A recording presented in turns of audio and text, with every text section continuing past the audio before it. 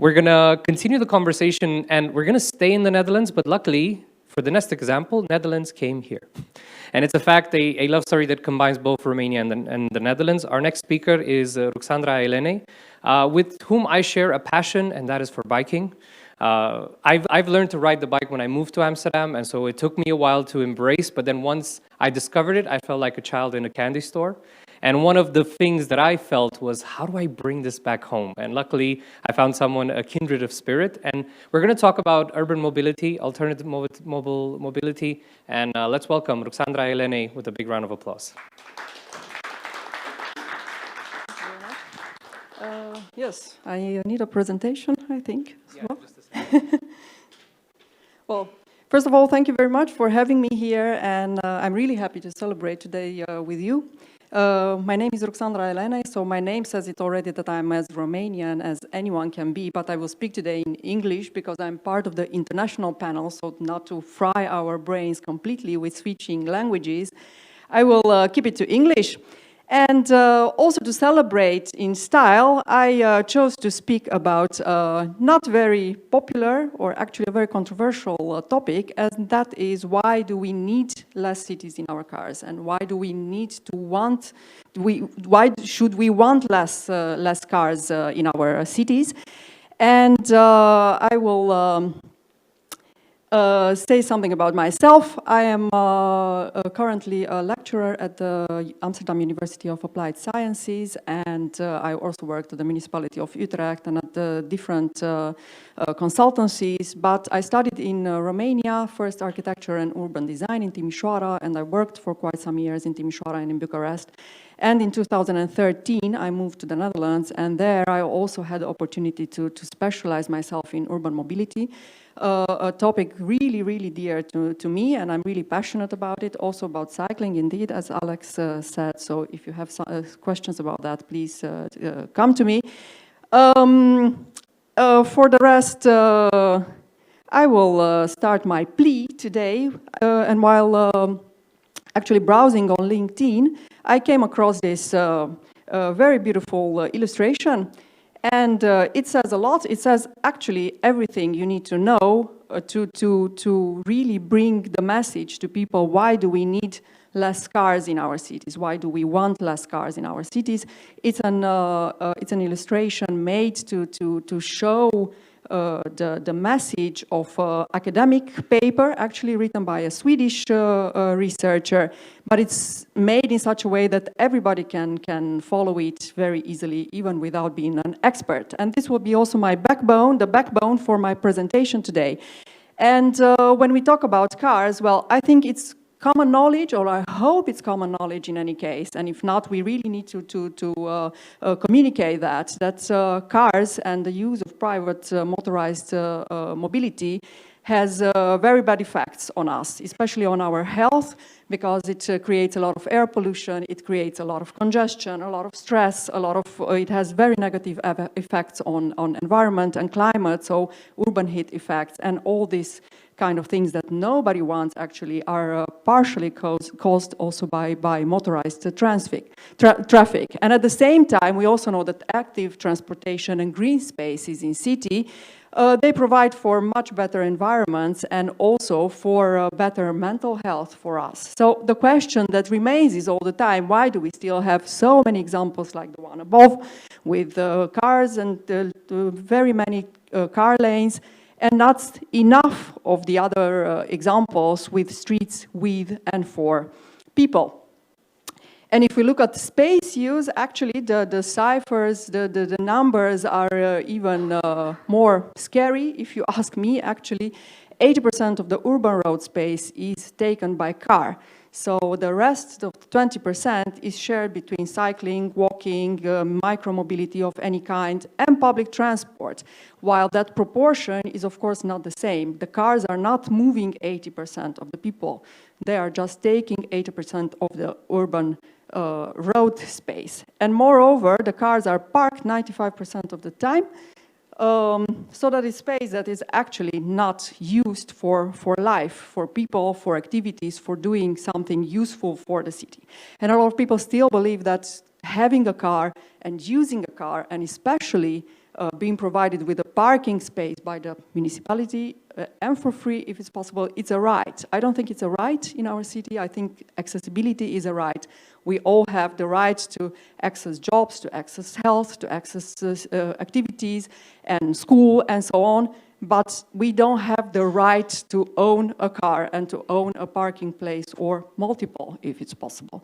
So the question is the same. Why do we still have solutions like that above with even more of that remaining 20% of the space given to the cars, so taking space from pedestrian areas and given to parking, and not more of this kind of solution? This is a very recent project in Rotterdam, a transformation of the street where that 80-20% proportion has been completely changed, and it's switched now. The car has, I think, less than 20% of the space, and the rest of 20 is split between people, between green space, between activities, cyclists, public transport, and so on. Maybe less known figures. The use of private cars also costs the society as a whole. So not the owner or the user, but also the society. We all pay so that some people use the car. At the same time, cycling and walking, they provide social benefits. So when I cycle to work, not if, but when I cycle to work, because I cycle to work, I make money for the society, I make money for you and for everybody. And it's something that we can all do. So the question is still the same. Why do we still focus on this kind of public spaces and in this kind of streets with cars, with asphalt, and with a lot of space for motorized traffic, and not on streets that are really for people, where people can engage in activities, where people can make those social benefits happening?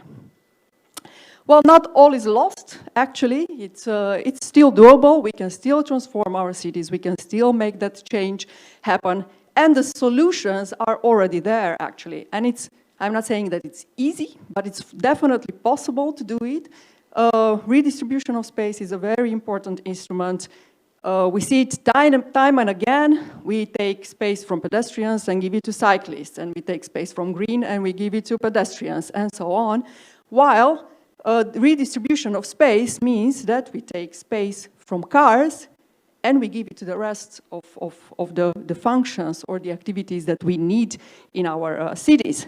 There will always be angry reactions. That's what I said. Also, it's a controversial topic. Most of the time, trust me, it's the really loud minority that is against that. And it's also because it's coming from something that people don't know. So it's a sort of a logical reaction. Also, it's very important to look at restrictions. So car use should not be attractive. It should not be comfortable. It should not be inviting.